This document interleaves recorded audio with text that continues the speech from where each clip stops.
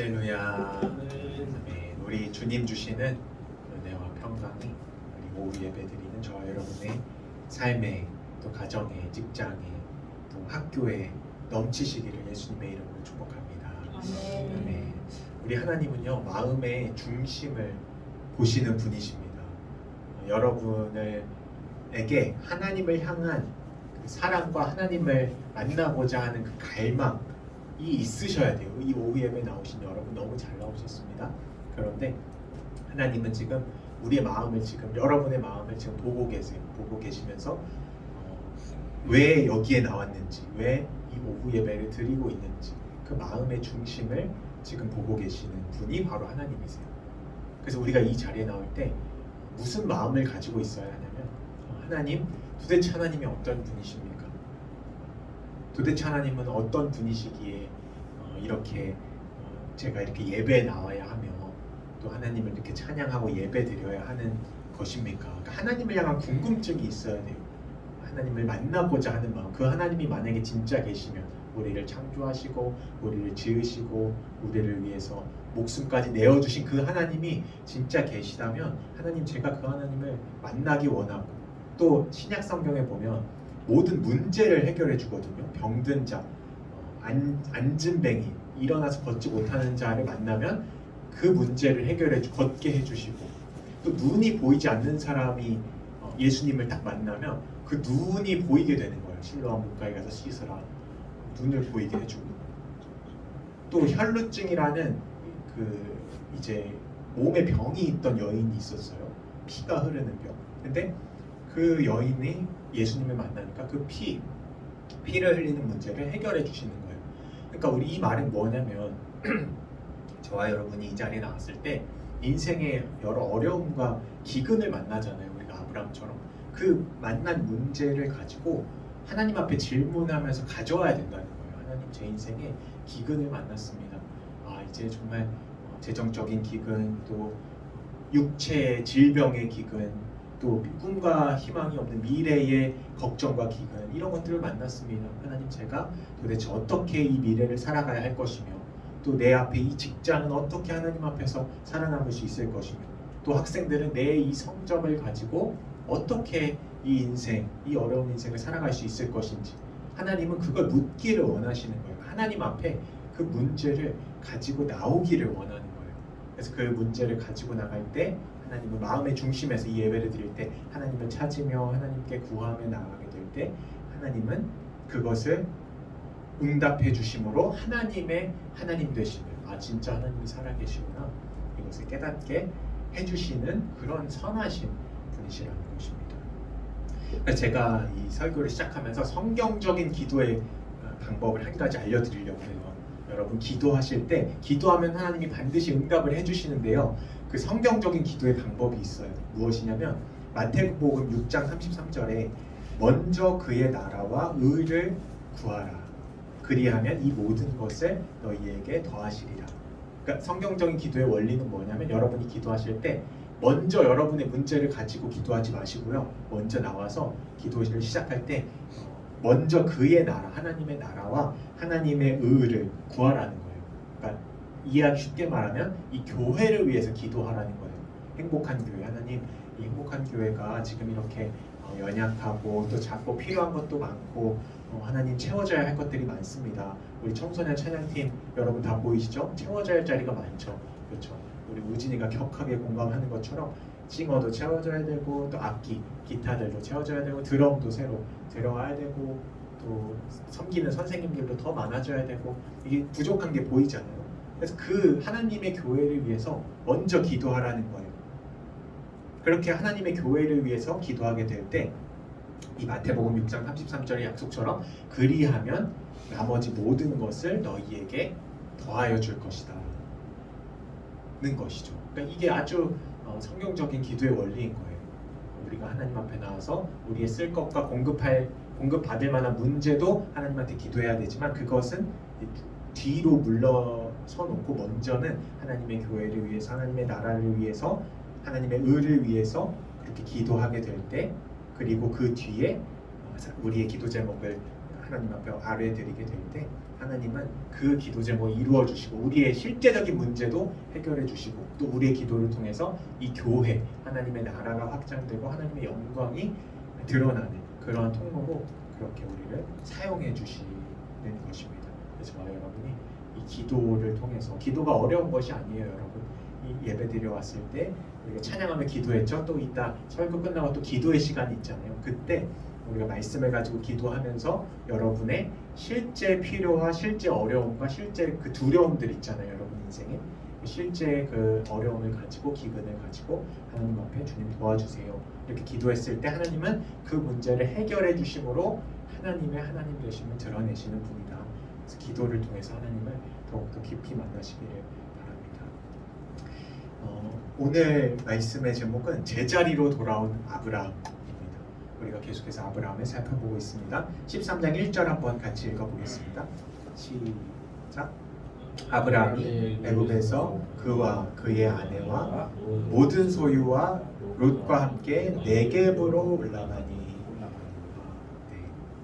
원래 지금 12장 우리가 한참 살펴봤던 내용은 아브라함이 이 베델과 아이 사이에서 예배드리고 또 그렇게 움직이다 점점 남방으로 가다가 네게브 지역으로 갔다 말씀드렸죠. 네게브는 이스라엘이 이렇게 길게 있는 나라라면 네게브는 이 남쪽에 이스라엘의 남쪽에 있는 곳이 바로 이 네게브 사막이에요.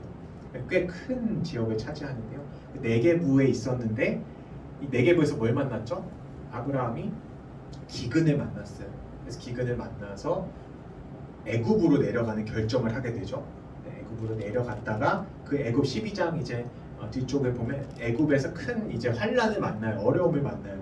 이 두려움이 생긴 거죠. 애굽으로 가다 보니까 이 애굽 사람들은 하나님을 믿는 백성이 아니기 때문에 아내를 빼앗는 예쁜 아내가 있으면 죽여서 빼앗을 수 있잖아요. 충분히 과거의 시대에 그런 두려움이 생겨서 이제 속이고 이제 아내가 아니라 이제 내 아내 사라는 내 동생이다, 여동생이다 이렇게 거짓말을 하고 이제 큰 위기에 빠졌던 아내를 뺏기고 아내가 이제 다른 이제 왕의 여자가 될 뻔하고 또 자신도 그 거짓말 때문에 그 왕에게 이제 목숨을 위협받는 너가 어떻게 그렇게 했냐면서 위협을 받을 수 있는 큰 인생의 문제를 만났습니다.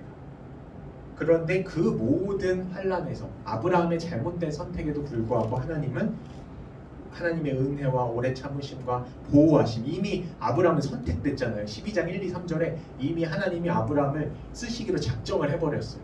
그래서 아브라함이 조그만 이런 실수를 하더라도 하나님은 그 은혜 가운데 아브라함을 보호하셔서 이제 건져내신 거죠. 그 모든 문제에서. 그래서 다시 오늘 13장 1절에 보시면 아브라함이 애굽에서 네겝으로 이제 올라오게 되었어요. 다시 제자리로 찾아오게 되었죠. 이 돌아올 때 보니까 이 신기한 말씀이 있어요. 아브라함이 이렇게 실수를 했는데 13장 2절에 보면 아브라함이 어떤 상태가 됐냐면요. 13장 2절 같이 읽어보겠습니다. 시작. 아브라함에게 가축과 은과 금이 풍부하였더라. 아멘. 이 한 줄로 요약이 되죠. 아브라함이 애굽의 지역에 갔다 오고 그리고 시간이 어느 정도 지났죠. 지금 성경에서는 다 그걸 기록하지 않았지만 네게브에 있다가 애굽에 내려갔다가 다시 올라온 이 시간이 어느 정도는 있었을 거예요. 뭐 짧게는 뭐 6개월, 길게는 1년, 2년 이렇게 있었을 거예요. 그런데 아브라함이 가축과 은과 금이 풍부해졌다는 거예요. 이것이 참 은혜인 것입니다. 아브라함은 이 자기의 잘못된 선택, 하나님이 가지 말라고 한 곳에 갔는데 하나님은 보호하시고 거기서 그 왕에게 바로 왕에게 이 선물을 받잖아요. 아내를 자기 동생을 아내라고 속여가지고 바로가 그에게 뭐 가축과 낙타와 막 종과 이런 걸 주는 장면이 12장에서 나와요. 그래서 그런 은혜 덕분에 참 신기하죠. 어쨌든 인생이 실수를 했는데도 불구하고 복은 누가 받아요? 아브라함이 받았어요. 저와 여러분이 어떤 사람들이라고요? 저와 여러분이 아브라함이에요. 지금 계속 아브라함을 살펴보는 이유는 하나님이 저와 여러분을 아브라함으로 불렀어요. 그래서 저와 여러분이 이상하게 점점점 인생이 분명히 내가 왠지 모르겠는데 복을 받는 일들이 이렇게 생기는 거예요. 아브라함에게 가축과 은과 금이 풍부하더라. 복을 받는 일들이 이상하게 생겨요. 이상하게. 제 인생도 돌아보면 복을 받을 인생이 아니거든요. 제가 정말 제가 제 인생을 잘 알기 때문에 어렸을 때는 제가 분노가 진짜 많았던 것 같아요. 이게 가정에서 채워지지 않는 그 사랑에 대한 갈증이라고 해야 되나요? 아니면 상처라고 해야 되나요? 제가 그런 게 진짜 많았나 봐요. 그리고 어려서부터 이게 제가 농구를 좋아하는 것도 여러분 아시잖아요. 운동성이 있는 사람이다 보니까 그 분노가 셌어요. 초등학교 제가 1학년 때 무슨 일이 있었냐면 제가 뭐 급식을 먹고 친구들이랑 가서 이제 막 싸우는 거는 뭐 일반 다반사고요, 친구들이랑. 그래서 막 학교에 제가 어머니한테 들은 얘기인데 학교 화단에 꽃을 다 뽑고 다녔대요. 화단을. 그러니까 막 분노가 이게 제가 봤을 때 그게 굉장히 그 금쪽에 나올 만한 행동이에요. 여러분 금쪽이 아시나요? 그 문제 있는 사람들이 나와서 하는 이제 그 프로그램인데 금쪽이가 이름이 아니죠. 프로그램 이름이 뭐죠? 금쪽인가요? 금쪽 같은 애 새끼인가요? 네. 아무튼 그 프로그램에 나오는 사람처럼 막 문제 행동을 하는 거예요. 막 불을 뽑고 사람이랑 싸우고 다니고 또 게임을 하고 다니고 적응을 못하고 이런 어떤 그런 인생이었단 말이에요. 제가 상처가 많고 막 분노는 많고 그러니까 어디 하나 몰입할 때가 필요하니까 이제 게임을 막 열심히 했던 거죠. 운동도 열심히 해서 에너지를 풀 때가 필요했고. 그래서 제가 그런 복을 받을 인생이 아닌데 그리고 성적으로 치면 여러분 성적을 그렇게 요즘 중요한 시대잖아요. 제가 뭐 여러분에게 말씀드리기에는 성적이 여러분의 인생을 책임지지 않는다. 걱정하지 마라. 우진아 걱정하지 마라. 이렇게 성적이 결코 너 인생을 책임지지 않는다. 조금만 기다려봐라. 너가 믿음을 들이면서 세월을 조금만 보내봐라. 제가 이렇게 여러분에게 얘기를 하잖아요. 근데 어쨌든 실제 생활에서 보면 성적이 중요하잖아요. 그렇죠? 근데 제가 그렇게 성적이 좋지 않았는데도 불구하고 시간이 지나 보니까 누구보다 더 많은 공부를 한 대학원을 졸업했어요. 대학교뿐만 아니라 제가 대학교도 사실 못 갈 줄 알았는데 어느새 보니까 학벌이 많이 공부하는 사람이 됐어요. 그러니까 너무 신기한 거죠. 이 창세기 13장 2절 말씀처럼 아브라함이 이상한 행동만 하고 다녔어요. 하나님이 부르셨는데 처음에는 예배 자리에 잘 있는 것 같더니 막 불순종하고 애굽으로 자기 혼자 내려가고 아내를 막 속이고 동생이랑 속여서 빼앗길 뻔하고 인생이 막 이상한 데로 가는 것 같았어요. 그런데 결국에 보니까 아브라함에게 가축과 은과 금이 풍부한 하나님의 복을 받는 인생이 된 거예요. 너무 신기하죠? 하나님은 저와 여러분을 이렇게 아브라함의 인생으로 부르세요. 조금 실수할 수도 있고 돌아갈 수도 있고 탕자처럼 집을 나가서 막 자기가 원하는 거 하다가 돌아올 수 있는데요. 그런데 하나님이 선택한 사람은 이렇게 돌아서라도 하나님의 복과 은혜를 입은 인생이 된다는 것입니다. 저와 여러분이 하나님의 이 아브라함 같은 축복을 다 받아 누리시는 내 인생이 이상하게 가는 것 같은데 나중에 보니까 온갖 가축이 풍부하고 내 인생이 이렇게 풍요롭게 됐네. 하나님의 은혜가 나를 감싸고 있었구나. 이렇게 간증하게 되시는 인생들이 다 되시기를. 사실은 이미 여러분이 그런 인생이에요. 그래서 이것을 믿는 것이 자신의 신앙인데요. 그런 인생들이 다 되시기를 예수님의 이름으로 축복합니다. 아멘. 이제 그런데 여러분 이제 풍요로워졌잖아요. 아까 그 식사를 하시면서 오늘은 그 집사님들이 복권 얘기를 그렇게 하시던데 풍요로워졌잖아요. 복권이 당첨되면 여러분 풍요로워지잖아요. 그럼 인생이 어떨 것 같으세요? 행복하겠죠, 그죠? 문제가 없겠죠? 아니요, 행복할 것 같은데요. 문제가 있어요. 그러니까요. 이 아브라함에게 복권이 당첨된 것과 같은 가축과 은과 금이 풍부해졌는데 이 풍요로움 때문에 문제가 생깁니다. 뒤에 보시면 아브라함의 목자와 모세 목자가 서로 싸우는 거예요. 풍요로워져서. 풍요로우면 안 싸울 것 같은데 여러분 그런 착각에 빠지지 마세요. 여러분 우리 지금 시대가 이야기하는 건 우리가 부자가 되고 풍요로워지면 너의 인생은 행복할 것이다. 더 이상 문제가 없을 것이다. 계속해서 이야기하는 것이 이 세상이에요. 그런데 결코 그렇지 않아요. 아브라함이 이렇게 풍요로워졌는데 인생의 문제는 계속해서 찾아오고 있었다는 것입니다. 풍요 때문에 인생에 문제가 생겼다는 거예요. 그리고 이전에 봤을 때 12장에서는 기근 때문에 문제가 생기고 지금은 풍요 때문에 문제가 생기고 이게 무슨 말을 의미하죠? 인생은 문제의 연속이고 풍요로도 해결할 수 없고 기근으로도 해결할 수 없는 것이 바로 우리 인생에 주어지는 문제인데요. 이것은 누가 주셨냐면 하나님이 주셨어요. 하나님. 이것을 여러분이 깨닫게 될 때 우리가 시야가 확 넓어져요. 이 기근과 풍요를 누가 주냐면 하나님이 주세요. 전도서 7장 14절 한번 잠깐 갔다 올까요? 찾아보고 올까요? 전도서, 우리에게 지혜를 주는 전도서. 시편 다음에 잠언 다음에 전도서. 제가 가진 성경으로 954면에 있습니다. 구약성경 954면에 있는 전도서 7장 14절입니다.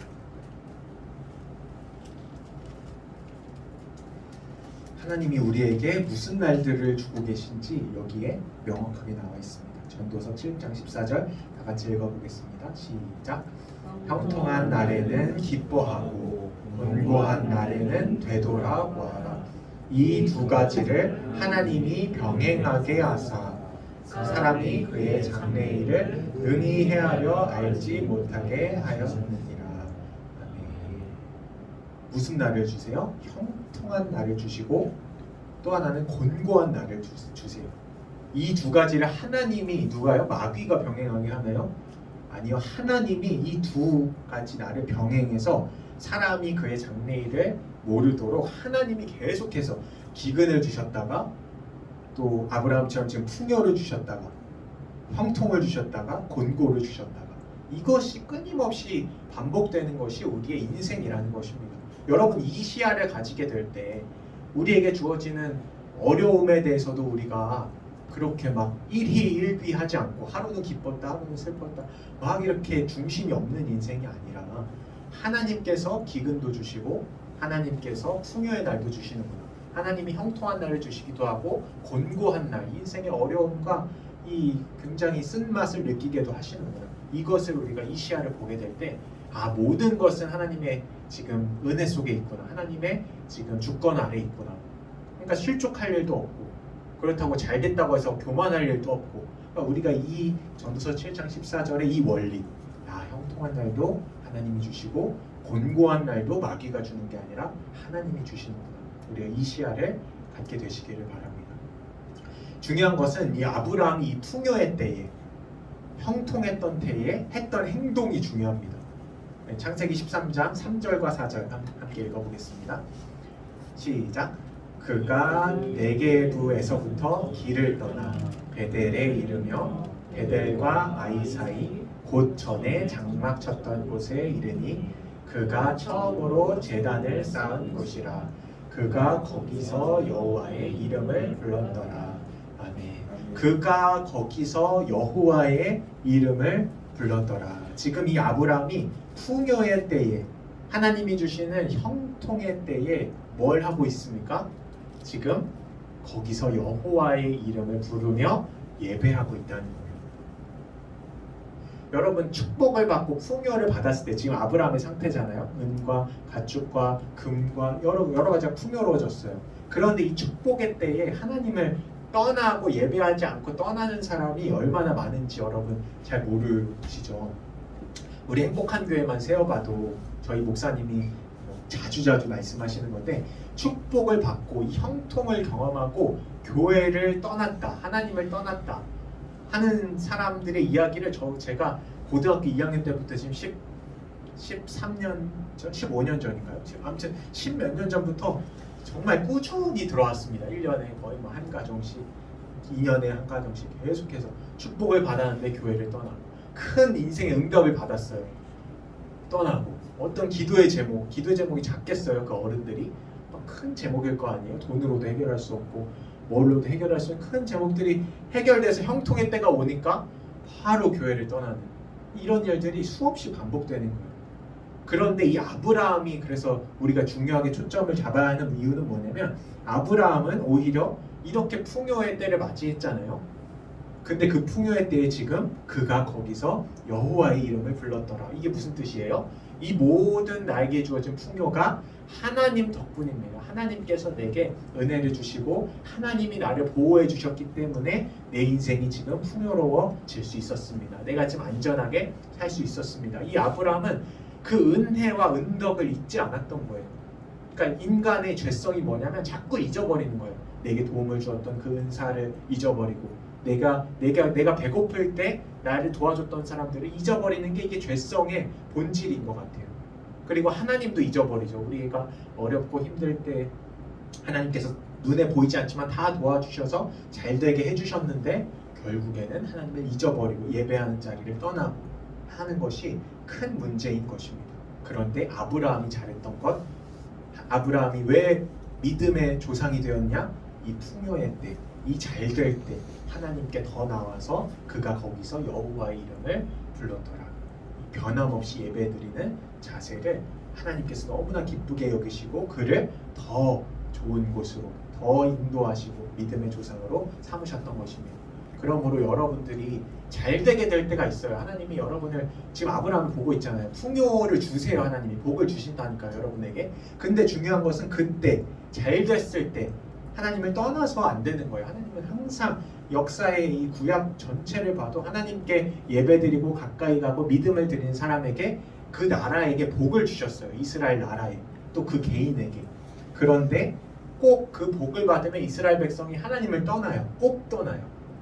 그렇게 떠나지 말라고 그 성공하기 전에, 복을 주기 전에 그렇게 하나님이 막 경고를 했는데도 불구하고 성공하잖아요. 이스라엘이 바로 하나님을 떠나요. 그래서 그 이후에 당장 심판 안 해요. 하나님은 10년, 20년, 30년 지켜보다가 심판을 내려서 결국에 받은 모든 축복들 다 떠나가게 되고 하나님의 마음도 상하고 우리들도 다 그렇게 하나님을 떠나 살게 되는 그런 어리석음을 끊임없이 범하거든요. 그러므로 제가 여러분한테도 정말 진지하게 이야기합니다. 여러분이 지금 교회에 나오시고 또 믿음을 드리는 것 하나님께 너무 축복을 받을 일이고 여러분을 하나님이 아브람처럼 축복을 주실 거예요. 실수를 하더라도 지금 아브람처럼 애굽에 잠깐 내려가서 자기가 실수를 해도 여러분은 하나님이 선택하셨기 때문에 은혜를 주시고 은과 금이 풍부하게 하실 거예요. 그런데 중요한 것은 그때 내가 풍부하게 되고 정말 여유롭게 되고 정말 아무 걱정 없게 됐을 그때 아브람처럼 그가 거기서 여호와의 이름을 불렀더라 이렇게 예배할 것인가? 아니면 아브람 이외에 다른 사람들처럼 이스라엘 백성들처럼 하나님을 모른다 떠난다 이게 무슨 하나님이 해준 거냐 내가 잘해서 그렇지 내 손의 힘으로 이것을 이룬 거지 이 무슨 하나님이 한 것이냐 떠날 것이냐 하나님은 항상 그것을 걱정하고 계시고 또 그것을 위해서 우리를 훈련시켜 가시는 거예요. 성공했을 때 너가 하나님을 기억해라. 너에게 재물 얻을 능력을 주신 여호와를 기억해라.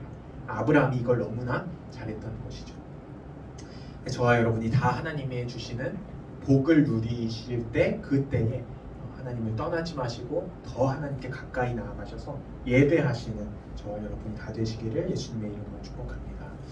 아멘. 반대로 여러분 지금 형통한 날을 살펴봤잖아요. 반대로 곤고한 날이 와요.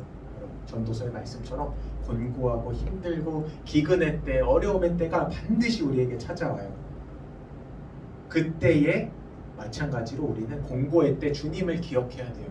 이 곤고한 날에 이 공고한 날을 주신 하나님 왜 내게 이런 일을 주셨을까? 나보고 겸손하라는 뜻이구나. 나보고 하나님의 일을 돌보라는 것이구나. 내게 이때에 하나님의 마음을 더 깨달으라는 것이구나. 하나님을 기억하셔야 되고요. 곤고한 날에도 하나님을 떠나서는 안 돼요.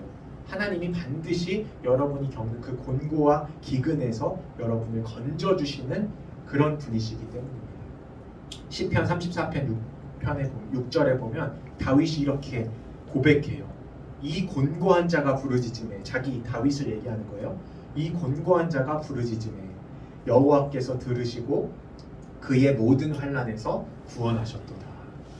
이 다윗의 믿음의 고백, 다윗이 경험한 거예요. 자기가 곤고했을 때, 정말 어려움을 당했을 때 하나님께 기도하고 부르짖었더니 하나님이 들으시고 내 모든 환난에서 건져주셨다, 구원해주셨다.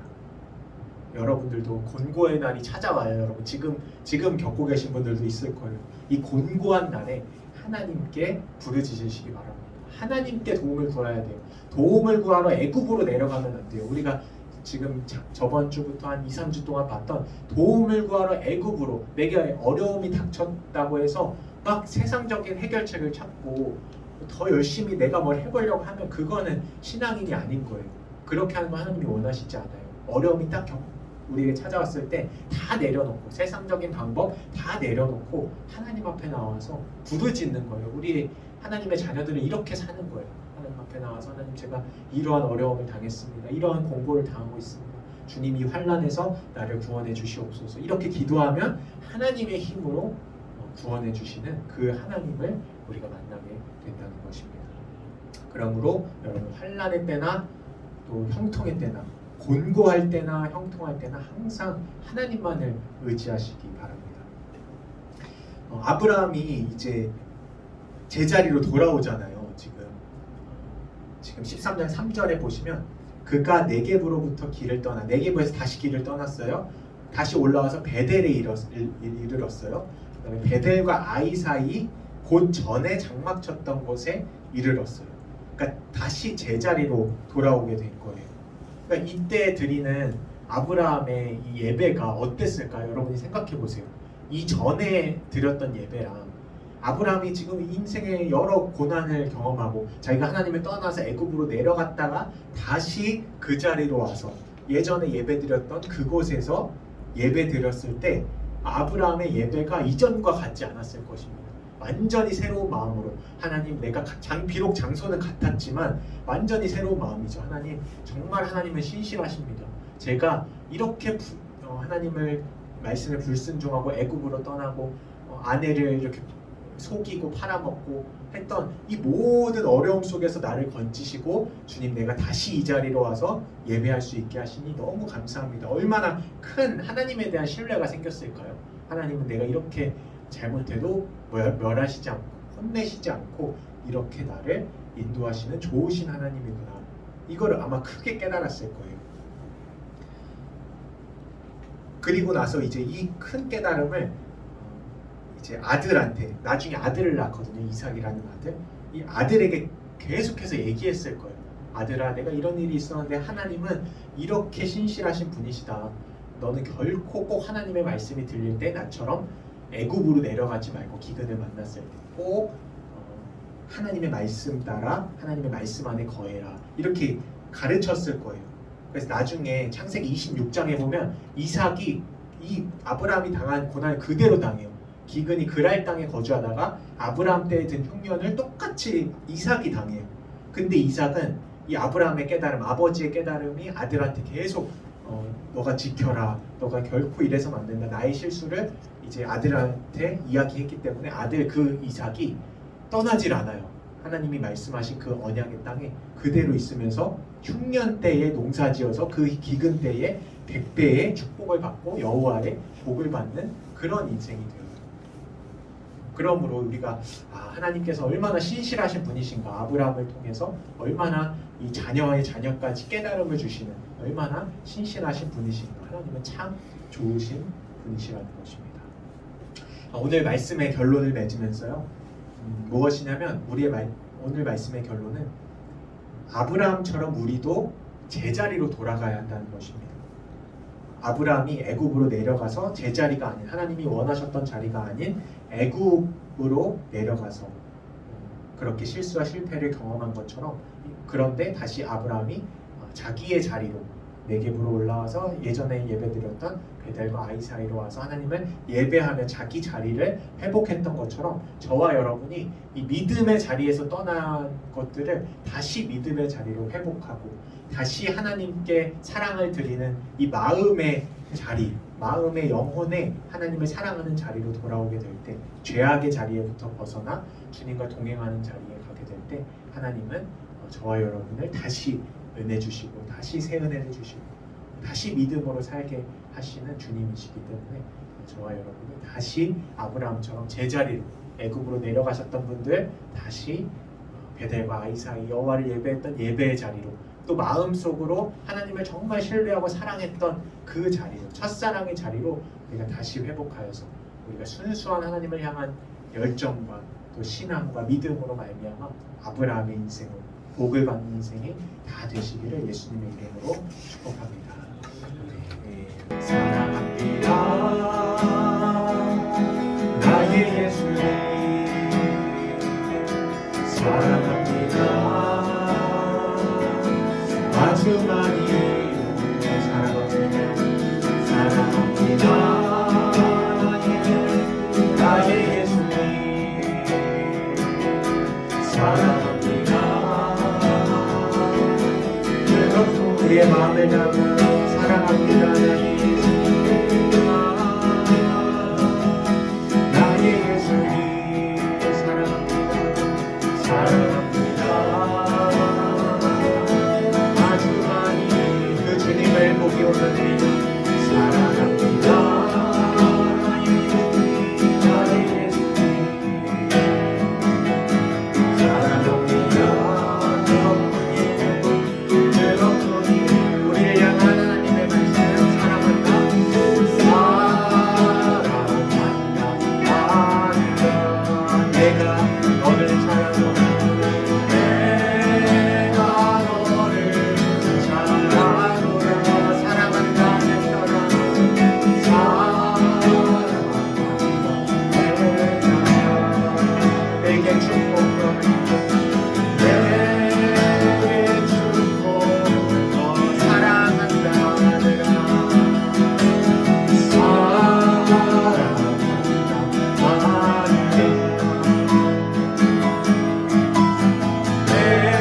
내가